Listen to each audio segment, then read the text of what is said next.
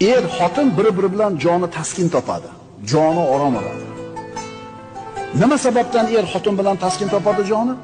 Nima sababdan xotin bilan taskin topadi joni?